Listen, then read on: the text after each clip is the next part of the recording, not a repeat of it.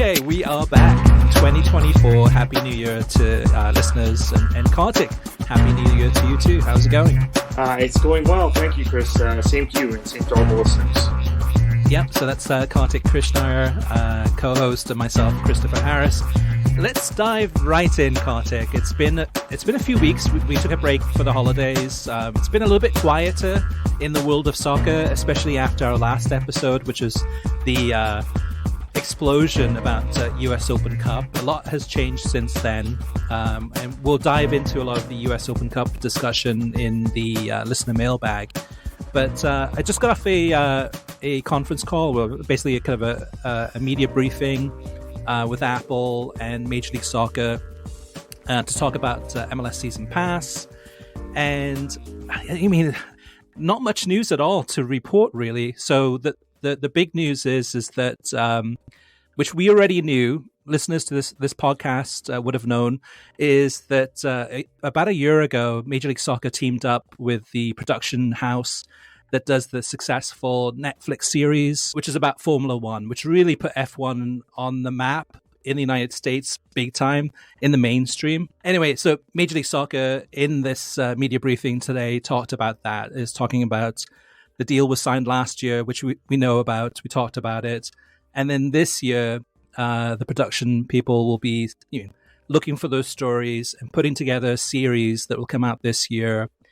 It'll be available, as far as we can tell, only on Apple TV Plus. So if you're an MLS Season Pass subscriber, you're going to have to pay more to get Apple TV Plus in order to see that. And that's something which is interesting, I think, is that the trends that they're on. Messi Meets America, that came out last summer, only available on Apple TV Plus. Then we have next month's documentary that's coming out right at the start of the MLS season. And that one is Messi's World Cup, The Rise of a Legend. And that series is only available on Apple TV Plus. And then this Netflix Formula One series is going to come out this year only on Apple TV Plus. So to me, as an MLS Season Pass subscriber, now I'm going to have to pay more to see these. But really what they're trying to do is appeal to the mass public, the mainstream, who are already subscribed to Apple TV Plus, and then hope that they get hooked on or intrigued enough about Messi, about Major League Soccer, etc., that they'll sign up for MLS Season Pass. Other than that, Kartik, no news. So no mention about any viewing numbers, no mention about any metrics, how well it's going, no mention about plans for 2024 as far as pricing or production or new shows or anything like that. Having said all of that, what's your take on what I just shared with you? I think that's great, but hopefully you get the compelling storylines that hook people. And again, you're probably targeting people who have some enthusiasm about sport, right? Whether it's American professional sports, American college sports, or world football, into believing there is some relevance and some importance in watching Major League Soccer, which then binds them to the product. That's what Drive to Survive did, which was on Netflix, which is more accessible than Apple TV Plus, by the way. Just so we get the kind of the potential metrics of viewership right from the get-go. I think they have tried this before with the LAFC docuseries and on ESPN Plus. That was not successful. So hopefully they find some more compelling storylines. Now, given MLS's reluctance to embrace controversy, the things that would be the most compelling, the single most compelling storyline in MLS would be how supporters of the Columbus Crew banded together to stop the club from relocating. That would be the single best thing to do a documentary about in terms of Major League Soccer. We know something that's officially sanctioned with MLS's involvement is never going to touch that subject. So I wonder what the subject material will be, because I think the Crew thing would be a winner, quite frankly. And I think that might drive more interest in Major League Soccer, and particularly in that club. but Yeah. you're never going to touch that. Yeah, and personally, from my point of view, I'd like to find out what happened to Bruce Arena. What was the reason that he was suspended, and go through all that story there. That to me would be interesting to see in terms of how it was handled, the pressure within the New England Revolution, and what was happening behind the scenes, those types of stories. So you know what I mean? I mean, the key words from Major League Soccer and Apple were that they're, for 2024 is that they're going to lean into storytelling. They're focusing on the characters.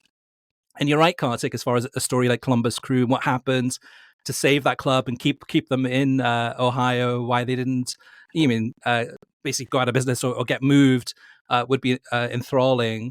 But they're never going to tell that story. So they will have the access this year to the teams, the players, the coaches, the executives. Whether or not they'll be able to craft something together that's going to really be compelling, that's going to show us something that we're not seeing yet, we'll have to wait and see. But to me, MLS, it seems, it feels that the way that MLS is thinking about this is that the way to success is by telling the stories of the players, the team, and the manager in combination with Apple's supposedly storytelling abilities in attracting a new audience. And I think Major League Soccer feels that that's the missing part. That's why they're not the most successful league in the United States. That's why they're not as successful around the world, is because it's the storytelling that's missing. However, I would say, Kartik, that the Premier League, to me, has built its storytelling on the pitch. There's no Premier League series. And again, too, I guess the different part of this too is that it would be, if it's looking at England, it's the clubs. It's not the league that's so in control, right? It's the clubs that really have the power.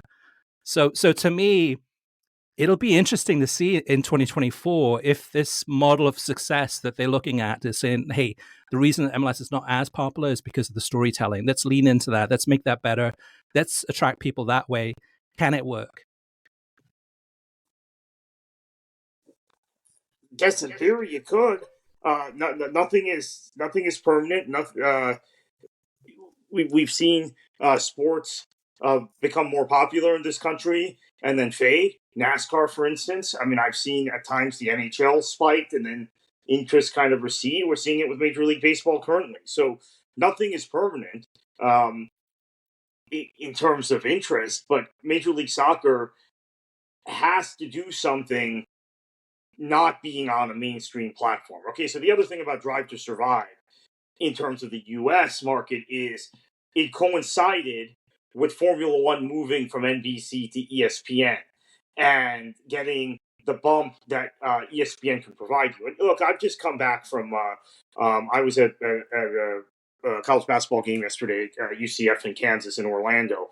And that reminded me that game and the pregame and postgame reminded me of the power of ESPN, right? I mean, and how powerful ESPN is in connecting with just general average people who were texting me after, hey, you were at that game, I saw the court storming, oh my God, blah blah blah, and even the kind of newsy side of sports that casual people talk to me about, whether it's about college basketball, whether it's about soccer, whether it's about some other off the field thing, it's almost entirely, and maybe it's a generational thing, Chris. Maybe younger people are different.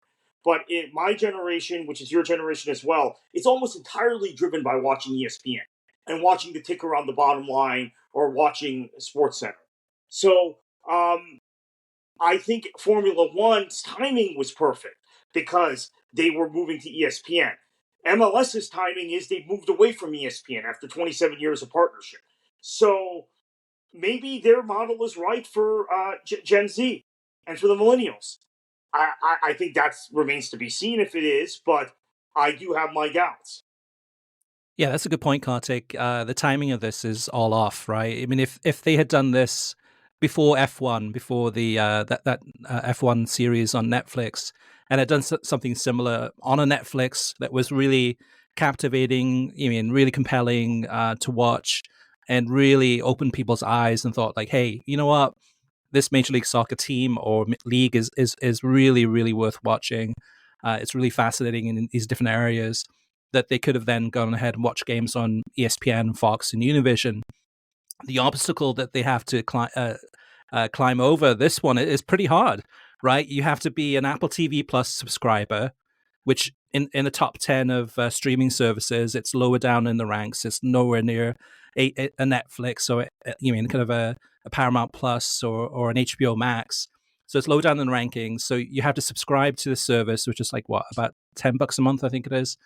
And then if you watch some of these shows or watch the series and you're hooked, then you have to pay $99 a year to go ahead and subscribe to get the full season. Those are some big obstacles to jump over.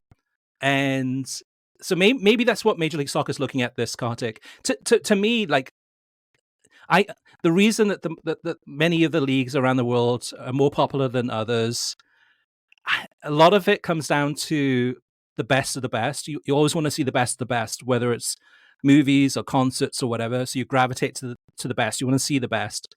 But the other part of it, which you were alluding to, is you also want to make sure it's accessible, right? You want to make sure that those concerts are coming to your town, that those teams or those players, you can watch it pretty easily through ESPN or whatever. With streaming, with MLS Season Pass, that's probably, that's a niche of a niche, right? You've got Apple TV Plus, which is a niche, or Apple TV Plus. That's definitely a niche. And then within that ecosystem, within the Apple TV ecosystem, then you have MLS Season Pass. So I'm not so sure that they're going to be able to achieve the success that they're looking for. And even if the series is great, right? The series that done by these guys that did the Netflix series, even if it's wonderful, how many people are actually going to watch it?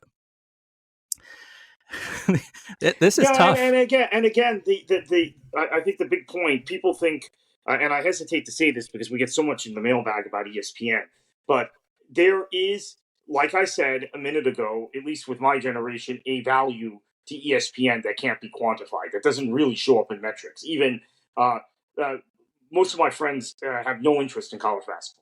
Okay, and they think it's whatever. It's just like this kind of a second tier sport. But still, the fact that ESPN made a big deal out of that game last night, and I was there, coupled with me getting all sorts of text messages and comments about it, there is a power that ESPN has that MLS has lost, and that Formula One gained at the very same time as they were putting this documentary series on a more accessible platform than Apple TV Plus, which is Netflix.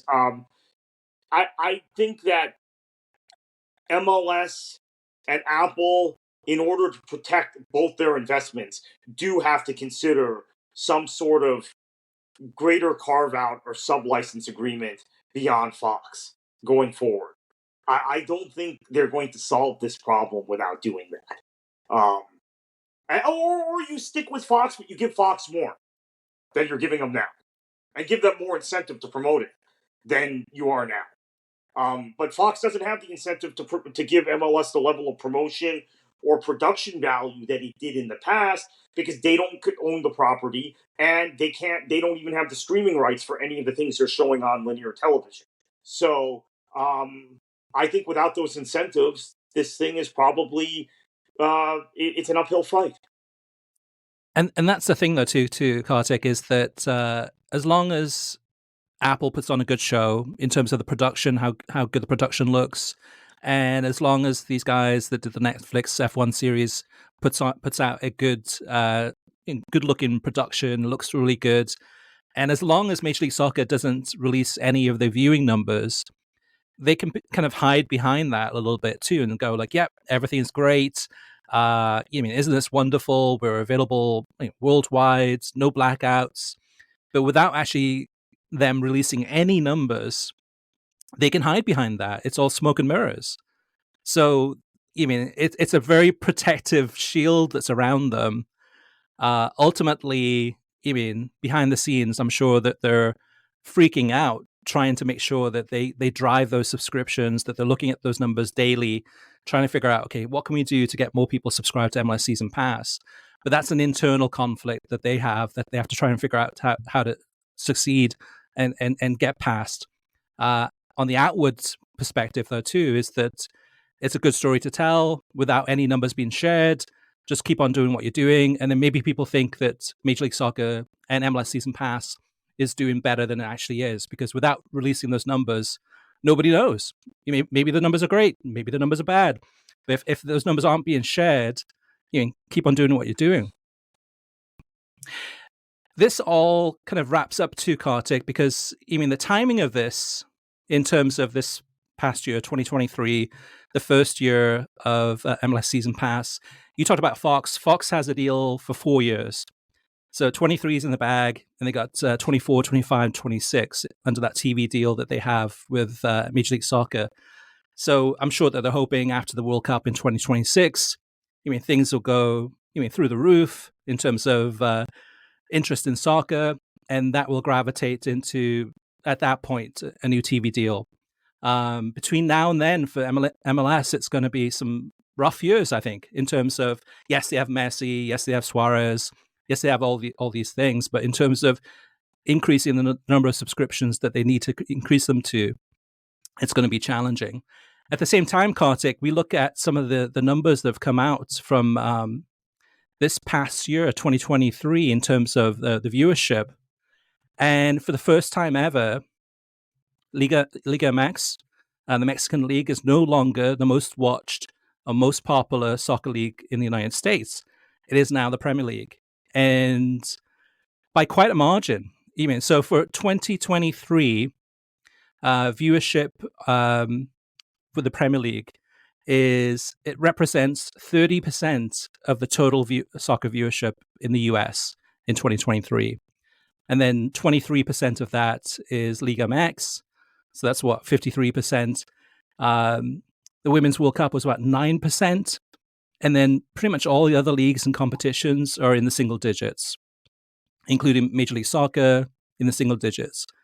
So some of the other numbers to throw out there too is that the Premier League on NBC, over-the-air network, the actual network, has finished the first half of the 2023-24 season. Their viewership is up 7% compared to last year, and it's up 13% compared to 2021. And then the Premier League on USA, the cable network, it was up 2% over last year, and then 20% over 2021. To me, Kartik, I think in a big way, is that the Premier League is actually taken advantage of MLS not being on television and gobbled up a lot of that audience. What do you think? I suppose so. I also suppose maybe their marketing is a little better, or it's just the media penetration of the league. I think also having a partner like NBC, who just re-upped, right, and with an extended contract that they re-upped with, they then began to make changes in terms of promotion, being more aggressive in their promotion, and improving some of their production and studio programs. Although I don't know if that tangibly can explain those numbers moving. I think in terms of Liga MX struggles, you've got more cord cutters among millennial and Gen Z Hispanics. You've got less Spanish language efficacy, if you want to call it that, in terms of their viewing preferences. They tend to view their viewing preferences tend to skew towards more English language channels. And I think there is now kind of a generational drop off, which I think is very unfortunate for the sport of this country. And it's a situation. We like to say soccer is always growing, growing, growing. And you and I kind of poked holes in that a couple of weeks ago in a podcast we did. I think this is a clear piece of evidence that it's not, because if you have a generational drop off among Mexican Americans, which is one of the largest ethnic groups and probably the largest ethnic group of first generation or second generation Americans in large percentages of this country, you have a drop off in their interest to the sport that their parents loved. And they're shifting towards American football or some other Americanized activity, or they're quitting sports altogether, that long term is not positive for soccer. It's not a good development. I'm not by any means saying that that's my conclusion that that's happening, but that's a theory of mine, and we'll see over the next few years if that continues to happen. If Liga MX's numbers continue to go down, yes, people who are Premier League evangelicals who love the Premier League and think all other soccer is inferior and everything should be English, then yeah, they can cheer, they can celebrate. But for I think the rest of us, it's not a positive development at all, because it's a positive development. The Premier League's growing its footprint. It's not a positive development that Liga MX is dropping, because I do think it might be a generational thing which affects the sport as a whole in this country in a negative way.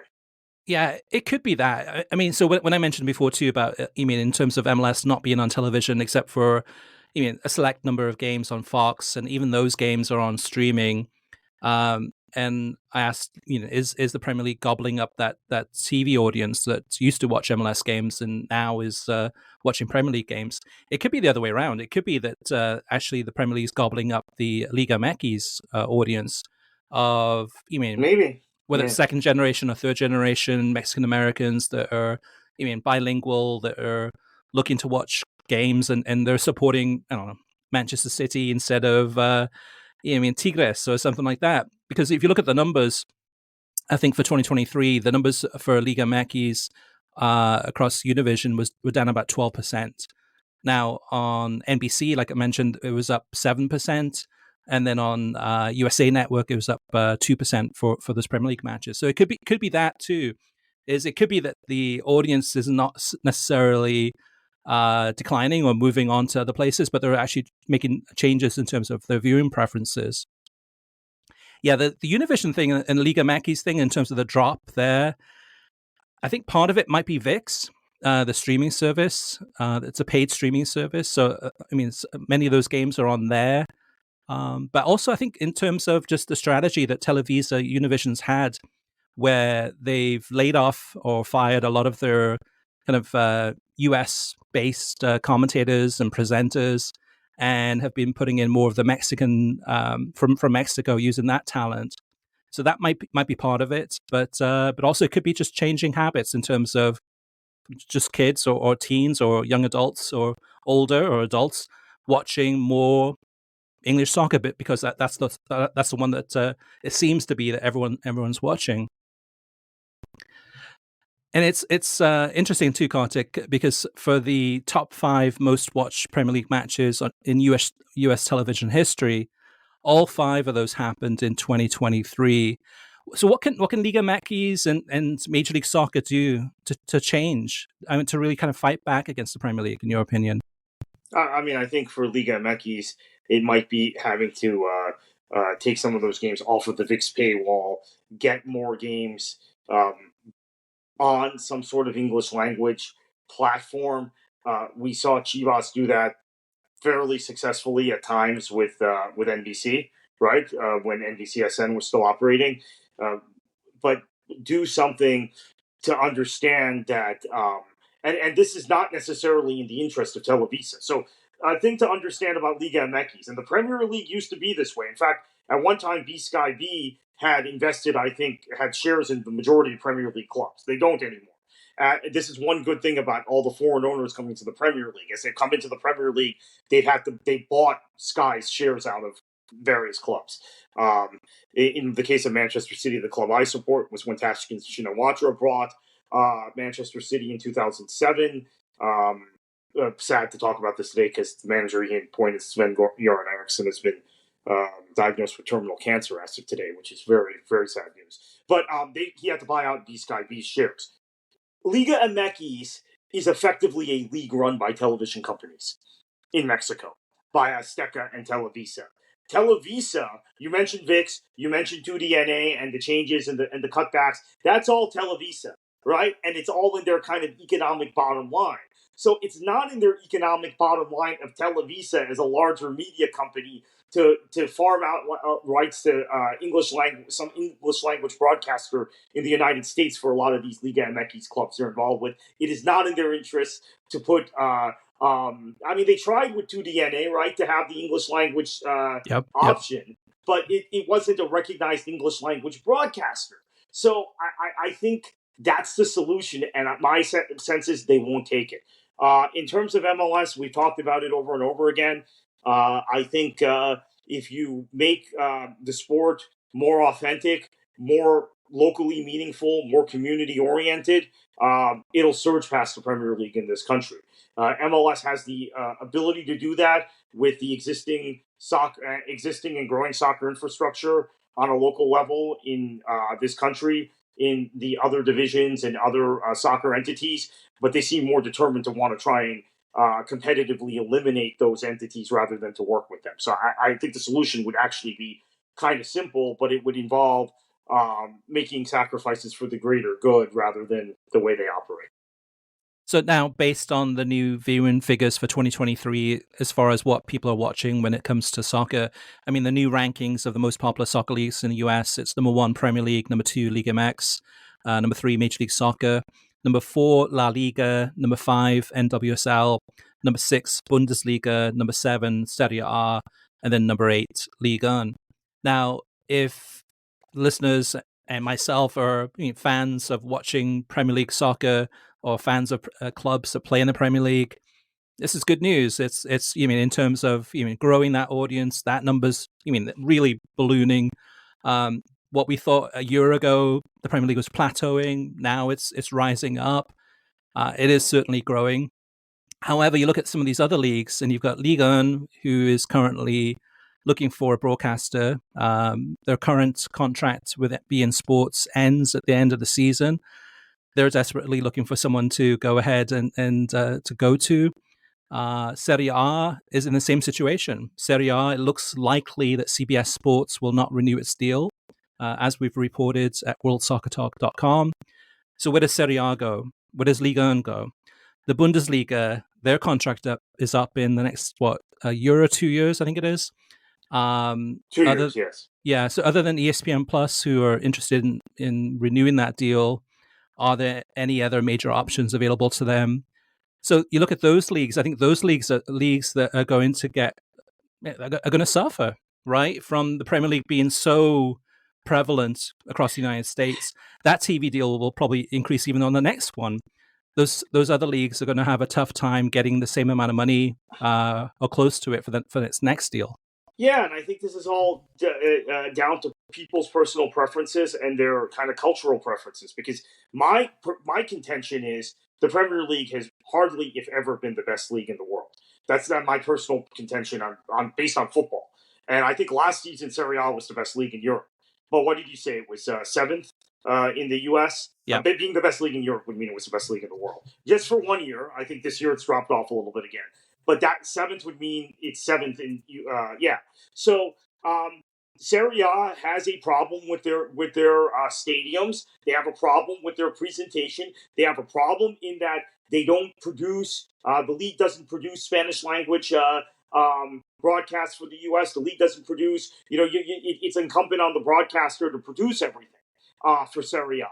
So you have to do English language production for if you're CBS, if you want a tight production for a game you're putting on CBS Sports Network or on Golazo. Same thing if you want to do Spanish language, which they haven't done.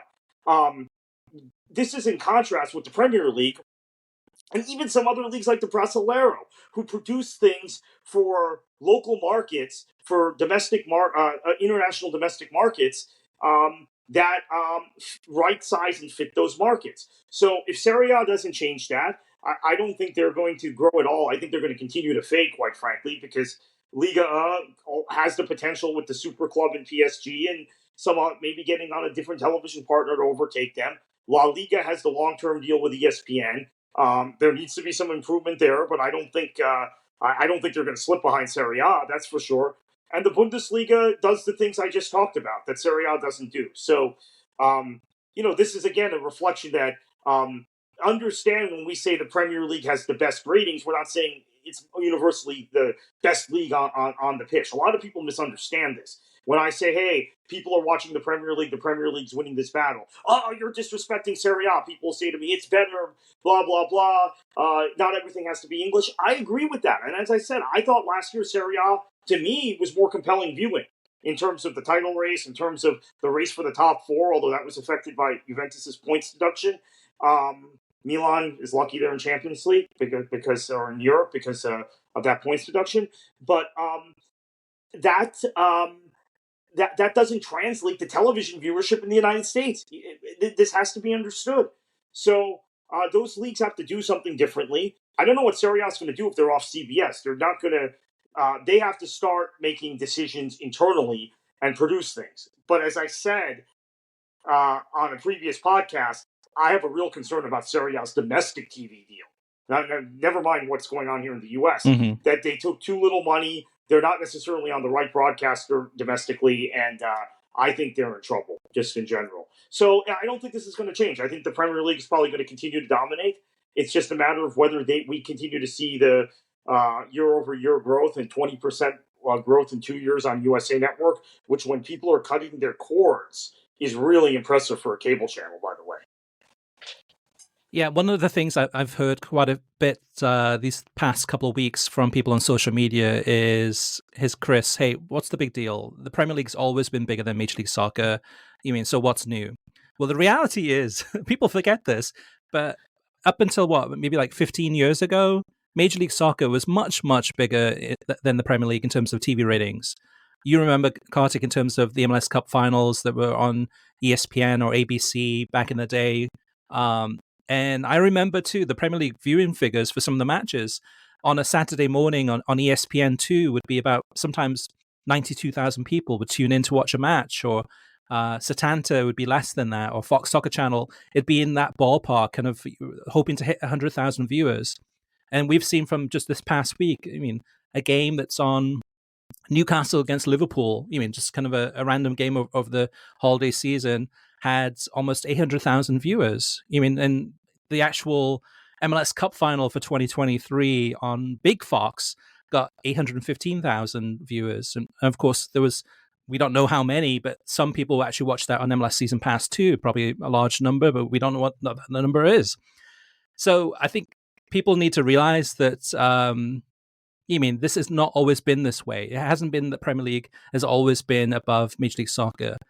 And actually, Chris, to your credit, so this goes back probably, maybe some of our listeners weren't even born yet. This goes back 15 or 16 years. I think it was 2007. You and I had a back and forth on this issue that played out publicly. We didn't have Twitter and all those things then. But I said MLS is stronger than Premier League TV audience. I don't understand why Fox Soccer Channel is obsessed with promoting all these Premier League storylines and Fox Football Phone-In and all this stuff at the time, because the Major League Soccer clearly has better television numbers in the United States. Even at that time with like 12 teams in MLS or 13 teams, whatever it was, has better viewing numbers than the Premier League. There's more interest. The Premier League is kind of very niche, hipster product / expat product. Well, guess what? 17 years later, we talk about, Garber is always talking about all this growth of MLS, all this tangible stuff we've seen. I will tell you, and you were right and I was wrong, Chris, in 2007 and 2008, you and I had this discussion publicly. I guess we had it on the old EPL Talk site. I was wrong. And at that time, there were more people watching Major League Soccer in this country than watching the Premier League. And if you go back to the late 90s, right after MLS launched, MLS's television numbers on ABC, on ESPN were higher than they were even, I think, or maybe they were kind of roughly similar to the year that they left ESPN in 2022, that would have been. So there was no actual growth. I mean, It ebbed and flowed. It had gone down, it had come back up, but it was not, there wasn't a constant growth as is represented, and there were a lot more people watching it than the Premier League at one time. That's absolutely documented and a fact. Yeah, and we look, just my last point here too, before we move on to the listener mailbag, is that we look at the next 6 months, and we already at this point in January know that there's going to be a fan fest for the Premier League and NBC in Nashville in April. We know that Liverpool, Arsenal, Manchester United are going to be here this summer to play friendlies in the United States. And all the information is at worldsoccertalk.com. You look at the other leagues, we have no idea what's going on, right? Will there be any Liga 1 teams here this summer, any Serie A teams, any Bundesliga teams? Any La Liga teams? Is Major League Soccer going to do a fan festival nationwide, or what's Liga MX doing? NWSL, what are they doing? So you look at the marketing, the way that they're promoting, and a lot of this is the teams themselves. It's not so much the league itself doing the promotion. The Fan Fest, really, it's an NBC thing, and NBC deserves a lot of credit here, right, in terms of what they've done. And a lot of it is the consistency of the time windows. Which matches are going to be on what days. Yes, you have to check sometimes if it's on Peacock or USA or NBC, but we've been ingrained to watching. We know when the games are on, right? And the other thing about this too is that we've built up a loyalty to our teams, right? I'm a Swansea City supporter. Kartik, you are a Manchester City supporter, as well as supporting other teams, of course, and so on and so forth with our listeners, in terms of you'll have your favorite team, whatever league it is, whatever country it is. It could be an MLS team, whatever it is. There's that loyalty, and when I went back before and asked you the question about what can Liga MX do and what can Major League Soccer do to change things, to battle the Premier League, it's not going to happen overnight. Even if they do make some big changes, it takes a while to build loyalty for fans to be loyal to a team and to stick with it, right? So, so in some ways, it's like Premier League should be kind of, basically over the moon in terms of their growth, and then for the other leagues, they got a lot of work to do, and it's a huge challenge, and it's just not going to happen overnight.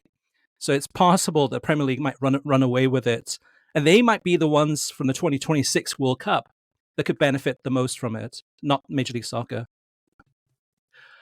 All right, let's move on to listener mailbag. Kartik, we've got so much feedback about the US Open Cup. Let's start off with Steven's comments, and let me scroll down to that one. Steven says, the podcast about Major League Soccer leaving the US Open Cup was possibly the best I've heard you could do. I always appreciate your insights and passion, but this was on another level. I'm hoping that the decision by USSF to not allow Major League Soccer to leave the US Open Cup has some teeth, and it's a moot point, but I agreed with pretty much everything you said. Besides the cup sets by lower division teams and impressive runs by the Strikers, Miami FC, Birmingham Legion, and Union Omaha, among others, the Open Cup also gave us stories of amateur and semi-pro teams like Christos FC and La Machina getting a chance to play MLS clubs. Even as a fan of an MLS team, watching the Fire win the 2006 US Open Cup final live is one of my greatest memories as a soccer fan. Also, is it just me, or did some of the things that Don Garber and Apple's executive Eddie Q said smack of the worst aspects of American exceptionalism? Their words had an air of belief that leagues and federations in the rest of the world were wrong and we could do things better. That left a nasty taste in my mouth. One last thing on a totally different note, I think besides quality of play and marketing, the Premier League is also so successful because their deal with NBC found a nearly perfect balance of streaming and linear TV that other leagues have not mastered. Kartik, what's your thoughts on Stephen's comments there? Yeah, I agree wholeheartedly. And the thing that makes the Open Cup so special are the runs of clubs like Christos FC and La Machina, as he mentioned, and Miami United. Let me throw them in there. Amateur, semi-pro team. They're not really amateur. Team from South Florida that got to host Orlando City at their ground in a fourth-round Open Cup game after beating two professional teams in earlier rounds, and they beat their fellow amateur or semi-pro team in the first round. And I agree on the NBC thing. And there's a consistency. So maybe this is where MLS Season Pass has some hope. There will be a consistent broadcast partner and presentation style with Apple over the course of 10 years with MLS. Now, you could argue they had that with ESPN, but there's always seems to be some sort of dissatisfaction. There was always, I even go back to 2010 when there was a Chelsea-Manchester United game. I think you remember this, Chris. That was a 7:45 a.m. kickoff time on ESPN2. It got a pretty good number for that time, like that time of day, 575,000 viewers or 600,000 viewers, something like that. And the complaints from MLS fans after that number was posted was, oh, well, that's because they promoted that game endlessly, even though it was at 70. Remember, 4:45 a.m. Eastern time or Pacific time, effectively. Because they promoted that game and they never promote MLS. Well, that is absolute bunk. I saw so much MLS promotion on ESPN through the years. But maybe this Apple deal gives them a partner, maybe not just a network that dictates to them, like NBC has with or Premier League has with NBC in the U.S. I don't know. That's one hope I have. Although I think if they didn't make it work on ESPN, I don't know how they make it work on another broadcaster. Dan Floyd says it's possible that Major League Soccer has made a mistake. USL has been growing in quality and quantity. Yes, there are still teams that fail, but I don't believe that MLS can expand indefinitely. The nation is about to get exposed to more and more soccer in the coming years, at a time that Major League Soccer finds itself less visible, and USL is poised to be more visible. I also hope USL keeps the non-CBS games on ESPN Plus. Unlike Apple, ESPN Plus has a lot to offer in other sports content and other soccer content. If interest in the game grows because of the World Cup, then USL could be well positioned to take advantage, and Major League Soccer may have made a mistake by being behind a paywall. Mercator says, I don't blame Apple. They have nothing to do with this US Open Cup fiasco. They don't care about Messi playing in the US Open Cup. If they did, they would buy the rights like CBS did. It's on YouTube, for God's sake. This is completely about Major League Soccer making up a fake tournament they get the money from, i.e. Leagues Cup, and then dumping the historic tournament that they don't make money on, which gives USL a chance to compete on and off the field. Eddie Q probably thinks the US Open Cup is a golf tournament. It's Major League Soccer that's driving this entirely. Dave says, I'm surprised that anyone is surprised by people like NFL billionaires seeking to grow their net worth at the expense of the public interest. I doubt NFL billionaires want to harm soccer in the US. They may harm soccer as a side effect of pursuing power and wealth, but I doubt they see soccer as a threat to core interests. And I doubt they care either way how their decisions impact soccer in the US. USSF may feel like victims, but US Soccer Federation has enabled Major League Soccer to ignore global soccer norms for decades. MLS probably probably took that as a message that inconvenient rules and policies do not apply to them. You can be angry with Major League Soccer and or Apple, but I think the blame is almost exclusively with the US Soccer Federation. Yeah, and we've seen that, Kartik, right, for years, where it seems to be that US Soccer Federation has taken a back seat. It's really not kind of got themselves too involved, unless it was during the reign of Sunil Gulati, and have been concentrating more so on the US men's and US women's national teams, and lawsuits and all sorts of other things that have nothing to do with the governance of the game in this country. Greg asks, are any US soccer journalists trying to report any dissent within the MLS owners groups to the Open Cup decision? Are there any who would have preferred to keep their senior teams in the tournament? And are there any who could be swayed? What do you think about this, Kartik? I mean, in terms of the consensus among MLS owners, many of them NFL team owners, and the vote that was reached among the Board of Governors that led to MLS deciding to go ahead and make the announcement that they were going to quit the US Open Cup. What's your consensus in terms of, was that a unanimous decision, or were there clubs that were against this? There were clubs that were against this for sure. I just don't know that that the groupthink in MLS, that the way single entity works, that an owner can pick up the phone and call a local reporter. Okay, so here's part of the problem. I think that their local beat writers who cover MLS tend to be local beat writers who then are off covering something else during the MLS offseason, right? They're off covering whatever, NFL or local college or high school sports. So that's part of the problem. So the only people then you can call are national reporters, Athletic, Wire Services, USA Today, Yahoo Sports, right? Things like that. So, though they don't necessarily want to out themselves nationally. If you're an MLS owner, because again, it's a single entity league. There's groupthink that goes on. You're not necessarily permitted to speak out against the group. I do think there was certainly some dissent in the group. I can guess which clubs wanted to continue to participate in Open Cup. I mean, I would openly speculate that probably you had 5, 6, 7 clubs that wanted to continue to field their first teams.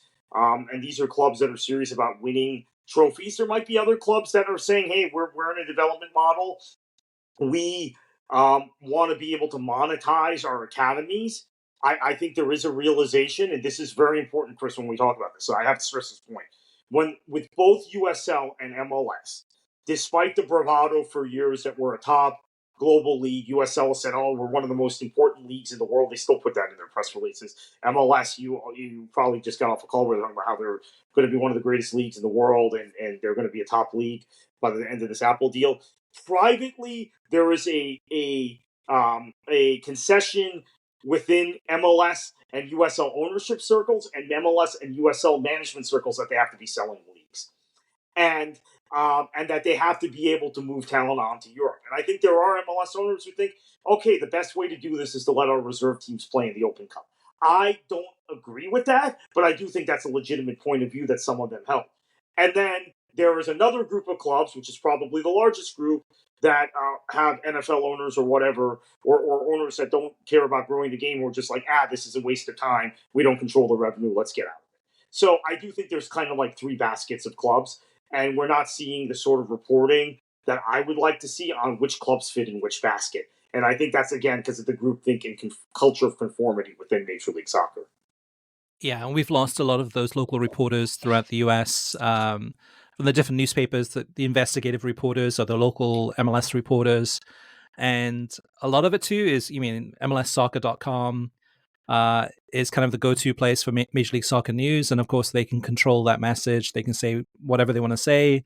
They can also be very protective in terms about who has access to different executives. So they can really, really, from a PR point of view, really do things now that maybe they couldn't have done maybe, say, 10 years ago, when there were a lot of local reporters trying to get that local news and local angle and local stories. Good points there, Kartik. Matt says, long time, no message. Hope you all had a nice holiday by the time you read this. I wanted to write in to give my 2 cents on how I believe Major League Soccer can change to fit how you best feel in terms of keeping regular season relevant and the playoffs alive. I believe Major League Soccer should explore the Belgian model. While a very controversial format in Belgium, I believe it fits perfectly for what Major League Soccer is trying to do. For those who don't know, the Belgian Pro League deploys a model where they have a regular season and then a playoff format. However, the big key thing here is that at the end of the regular season, the Belgian league takes the 4 best teams and then has their points total. And then, actually, I'm sorry. So the Belgian league takes the 4 best teams, they halve the point totals, and then have them face each other in a home and away series.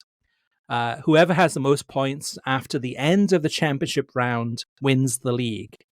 The 2022-23 Belgian Pro League, in particular, had one of the best, greatest endings in recent memory for a final league day in the championship round. And then Kartik, he adds, I would love to hear what you guys think about this for Major League Soccer.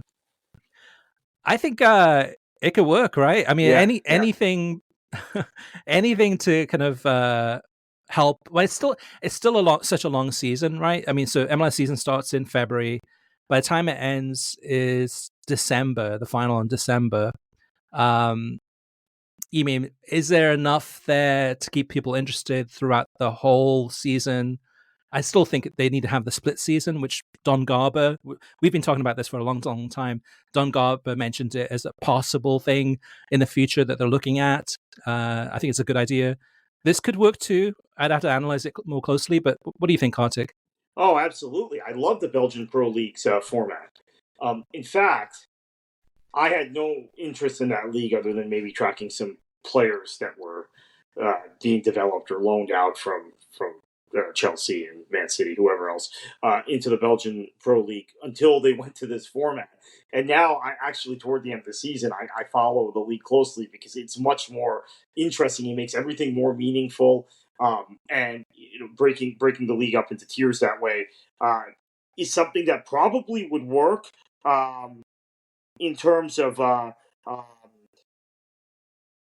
the the relevance of general match days in Major League Soccer. This is the other problem. Okay, so competition format. We haven't talked about it yet in this show, but I feel like a broken record, and you've just done something at World Soccer Talk on the written side in the last week about it. I just do not think this calendar works for Major League Soccer. Period. End of story. And I don't believe this calendar works for soccer in this country, professional soccer, adult amateur soccer. I don't think it works. So I do think part of this is MLS has one hand tied behind its back in competing with the Premier League and competing with um, other things for viewership because of its competition format, which needs to be changed. You can't just have a classic American regular season and then playoffs, right? You have to either scrap the playoff format or you have to make the regular season more meaningful to lead into a postseason cup competition or whatever, however you want to bring it. We tried that with the NASL with our split season. And I think you just have to go to a different calendar. I mean, the absolute insanity of having MLS Cup go up against college football championship games is I just although I think this year was against the Army Navy game, which is probably even more insane, quite frankly. And then anytime I talk about calendar change, people are like, "Well, we can't go up against football." You're going up against football now. Your season would end when football stopped being played in May if you did this the way I'm proposing and many of us have proposed. So I just don't understand. Like, whenever you bring up the argument, people get very myopic and defensive, or people will freeze to death because you're playing through the winter. Whereas, I mean, we don't have. Let's pretend like we don't have dozens and dozens of postponements and delays over the summer because of the extreme heat and dangerous weather in this continent. I mean, this is a continent of great climatic contrasts. I can see that, and Europe is not. Right. So I get that, but you can work around it. So yeah, the Belgian league gives a model. The Mexican league, quite frankly, gives a model. As much as we've talked negatively about Liga MX today and their downward spiral in the U.S., and you have to, in terms of competition, and you have to really consider changing the calendar. If you keep doing the same thing and just tweaking little things, postseason format, who your broadcaster is, and you're expecting different results, it is not going to happen. All right, 3 more comments to go. The next one up is from Anonymous from Wisconsin, and this one's a voicemail. The Gapper, when we talk about an American pyramid, I get a little bit cringeworthy when you say it's not a true pyramid.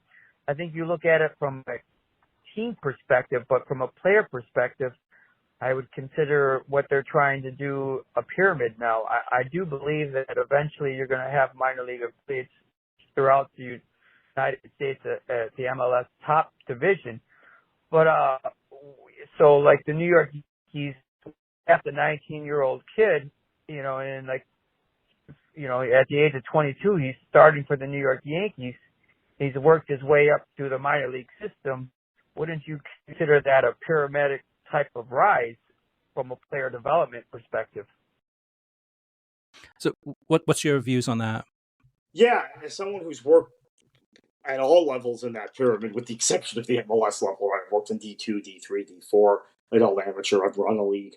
I buy that to a certain extent, but here's why I don't necessarily buy that completely, because I think what's happened. Well, okay, I buy that in the past.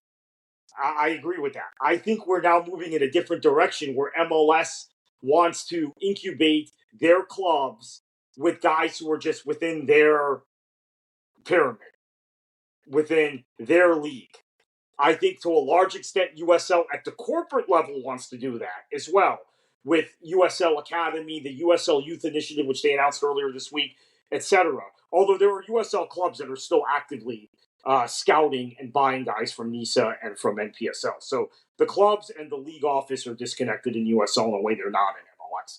But I do think we're moving away from that to where we're going to have separate pyramids where if you're in one league system, you stay in that league system as you develop, until you move to Europe or you hit the top of that league system, and there's no mobility between them. That's the danger. So I do agree with the comment. I think we were there. I'm someone who's worked at all levels. I've seen guys go from D5 to D4, adult amateur. Then those NPSL guys get signed by a D2 USL or NASL club, and then they end up playing in MLS. I've seen that repeatedly. I've seen guys who played for unaffiliated adult leagues end up playing professionally. So that's all true, but I think we're moving away from that actually, which is not something I'm in favor of. And by the way, I don't exclusively blame MLS for this. I think USL has some blame too. So I don't want to make it sound like I'm just beating up on MLS and USL is great. But I do think, unfortunately, we're going into these silos in terms of the different league systems, and that's not a healthy thing. All right, next up is Chris Guardino. Chris says, as someone who has supported a MLS club since they were in the USL, Seattle Sounders, before they joined Major League Soccer, I am absolutely sick to my stomach about MLS clubs pulling out of the US Open Cup. Much of our success as a club and our history has come in that competition. MLS has lost almost all of its legitimacy as a result of this move, and I think European leagues and to a certain extent Liga MX are going to take full advantage of this when it comes to marketing their leagues to the American soccer audience that has become disillusioned with Major League Soccer, because they can make the argument of, unlike MLS, our clubs play in cup competitions and take them seriously. This is right up there with the NASL of the 1970s and early 1980s, refusing to play by international rules, by being labeled an outlaw league by FIFA in terms of stupidity, which in the end cost the league its existence.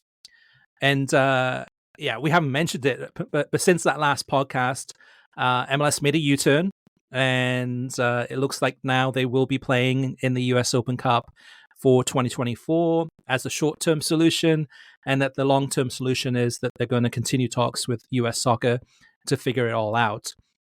But that's the good news. At least they're coming back. But I don't know, pessimistic about the long-term future in terms of their plans. And who has the leverage here, Kartik? Does US Soccer have the leverage, or does MLS have leverage in terms of for 2025 onwards with this US Open Cup negotiations and discussions? Yeah, I don't know. I think the leverage probably is partly on both sides. It depends how strongly U.S. Soccer wants to argue this, and I think it also depends on whether U.S. Soccer can go out in the next 12 months, get a title sponsor.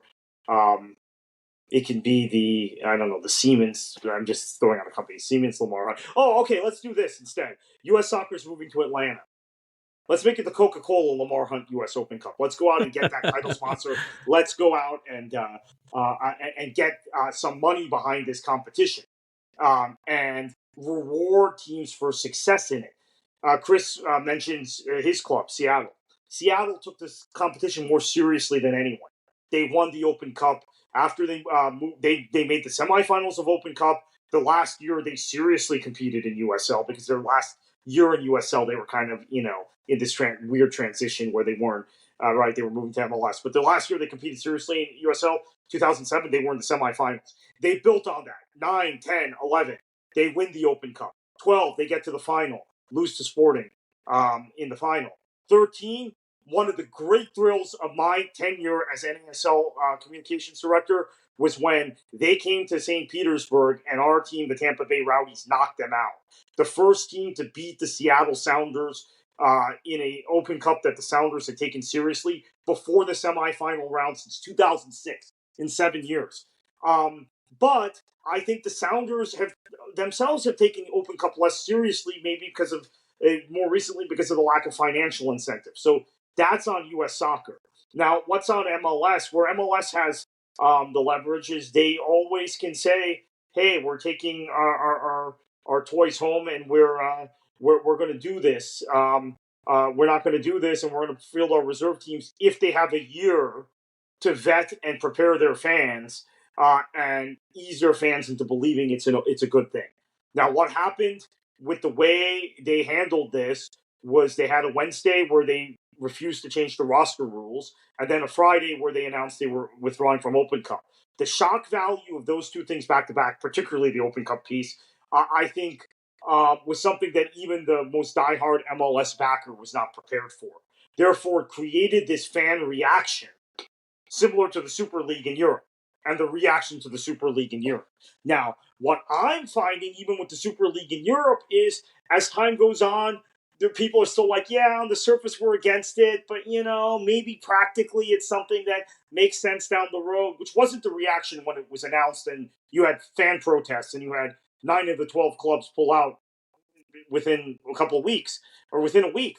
I think that's where MLS has some leverage. They have a year to basically prepare their fans. Hey, Leagues Cup is the greatest thing. We're competing at a high level in CONCACAF. Seattle has qualified for the World Club Cup, right? I think Seattle has. And that's going to be in the U.S. Why do we need this? So that's where there's leverage on both sides. U.S. soccer, you have the leverage, go out and get a sponsor.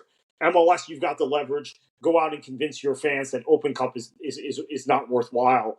And our other competitions that we claim are bigger and better, which are competitions they control revenue for, of course, is the real reason. But that those are better for our fans. So I think there's leverage on both sides. Yeah, and last comment is from Wild Stallion about Serie A. He says, I hope in this show you will talk about what the Serie A growth decree is all about. Will it affect just the big clubs, or will it affect all of the Italian football pyramid? And Kartik, as far as I can understand, the growth decree is really, with the changes, is that a lot of the top stars in Serie A will end up having to pay more in taxes, which means that previously there was some tax deductions so that the star players that came to Serie A wouldn't have to, so much of their paychecks wouldn't go into taxes. With this change, that could have a dramatic impact from top to bottom, more so the top teams, but it could also impact the teams closer to the bottom of Serie A, where players might be reluctant to move to Serie A, might say, hey, let me go to Portugal, let me go to France, let me go to Germany or other countries where they don't have to pay so much in taxes. Okay, so that's one angle on it. I agree with that. I think from a marketability standpoint, certainly. I think the flip side of it is fans in Italy have been complaining about this, saying, look, the reason why Italy has not qualified for the last 2 World Cups, and I think it's really fortunate to have qualified for this Euro, where they were the defending champions, right? And they were lucky to qualify. They had a horrible qualifying campaign, and benefited from a terrible call actually in the final game against Ukraine. Is because of all these foreign players in Serie A and this exemption and this tax decree. So growth decree. So basically, what's going to happen now is we're going to be able to promote homegrown players. We're going to bring Italian players back to the forefront. We're going to force top clubs in Serie A to field more Italian clubs just because of basic economics, and foreign players that the Juventuses and the Inters and the Romas are signing, that they are now going to go to La Liga or Premier League or whatever, and this is going to be better for homegrown Italian players, and what it's going to do is eventually bring back kind of the Italian feel to the league. So I see both arguments. I think in terms of growth in the United States, it probably is going to hurt Serie A. Serie A already has this television contract situation domestically that I've told you about, that I've said many times on the show that I think is going to hurt them. But I do think long term, this might make the league more appealing for audiences in Italy, which is a big problem, and may allow them to have the foundation long term to not collapse, not constantly Because I think the argument for people who support MLS and push back against open systems and the idea of a free market based soccer system generally tends to be Serie A and the number of club collapses and financial problems you see in clubs in Italy. So I think maybe if you strengthen the foundations of Serie A in the domestic Italian player market and you strengthen the Italian game, long term it pays off. So we'll see. All right, listeners, there are a bunch of different ways you can get in touch with us. We really appreciate your feedback and questions and comments for us. You reach out to us through voicemail, which is 561-247-4625. Email is web@worldsoccertalk.com. The website is worldsoccertalk.com. Click on podcasts and leave your comments in the most recent episode thread. Facebook.com/worldsoccertalk. You can send messages there. YouTube.com/worldsoccertalk. Post your comments on the episodes there. And then last but not least, Twitter or X is at World Soccer Talk. Kartik, where can listeners find you on Substack and social media? Yeah, so on social media, I'm at KKFLA737. At Substack, I'm at beyondthe90.substack.com. General soccer content, but a lot of emphasis on some of these issues we've talked about related to lower division American soccer and the American soccer pyramid. Also, teaser here, I just completed a new book on Florida history, which is called The American Conquest of Florida. It's about the U.S. Effectively invading and taking over Florida in the early 1800s. That book will be out in hardcover on January 19th. Unfortunately, the Kindle edition won't be ready until February, and the paperback won't be available until March. But it's long enough that they're issuing the hardcover first, which is great. So that will be on Amazon starting on January 19th. So, and then also KKFLA 737 on the platform formerly known as Twitter. All right, Kartik and listeners, thank you for listening to the show. Thank you, Kartik, for being on the show. Until next time, enjoy your football.